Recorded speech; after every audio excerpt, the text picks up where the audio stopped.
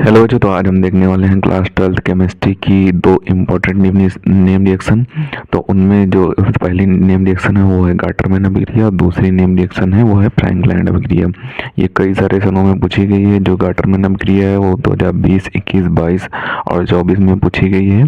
इस बार इसके आने के चांसेस हैं, तो इसे देख लेते हैं। और जो फ्रैंकलैंड अभिक्रिया है वो 21 में पूछी गई थी और 23 में पूछी गई है, तो इन दोनों को हम देख लेते हैं। तो पहले हम गाटरमैन अभिक्रिया देखेंगे, उसकी डिफिनीशन देखेंगे, उसके बाद इसके जो डायरेक्शन दी है उसे समझेंगे।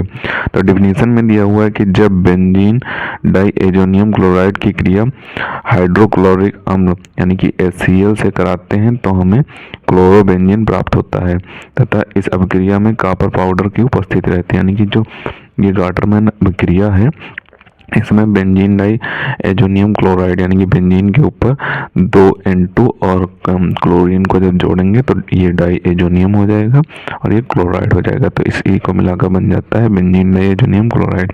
और इनकी क्रिया जब हाइड्रोक्लोरिक अम्ल के साथ यानी कि HCl के साथ CO पाउडर यानी कि यहाँ पे लास्ट में लिखा हुआ है कॉपर का पाउडर की उपस्थिति रहती है, तो CO पाउडर की उपस्थिति में कराएगी तो हमें क्लोरोबेंजीन प्राप्त हुआ है। यहाँ पे दिया हुआ है तो हमें क्लोरोबेंजीन प्राप्त हुआ है। जैसा कि यहाँ पे दिया हुआ है कि क्लोरोबेंजीन प्राप्त होता है, तो यहाँ पे क्लोरोबेंजीन बेंजीन के ऊपर क्लोरीन प्राप्त हो जाएगा और ये जो N2 होता है ये मुक्त हो जाएगा और ये HCl यहाँ से एक H मिलेगा तो उसका HCl बन जाएगा। अब यही आपकी गाटरमैन अभिक्रिया थी।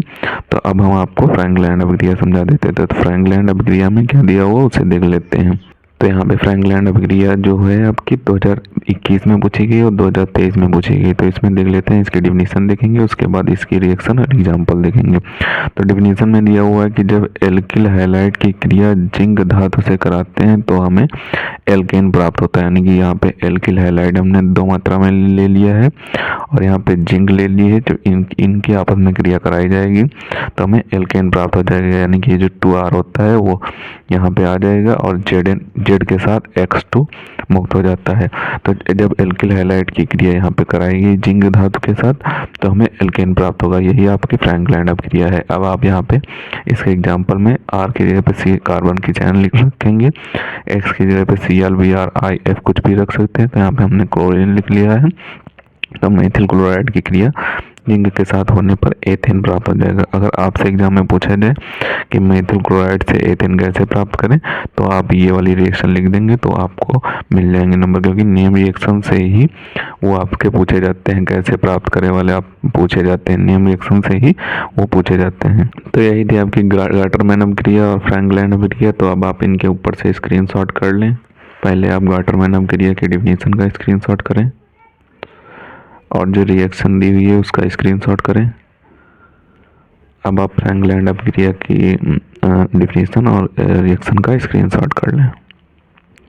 तो इन्हें आपको अच्छे तरीके से तैयार कर लेना है। दोनों ही मोस्ट इम्पॉर्टेंट हैं, कई बार कई समय में पूछी जा चुकी हैं, प्रीवियस ईयर हैं। तो इन्हें आप अच्छे तरीके से तैयार कर लें। मिलते हैं किसी नए वीडियो में नए टॉपिक के साथ।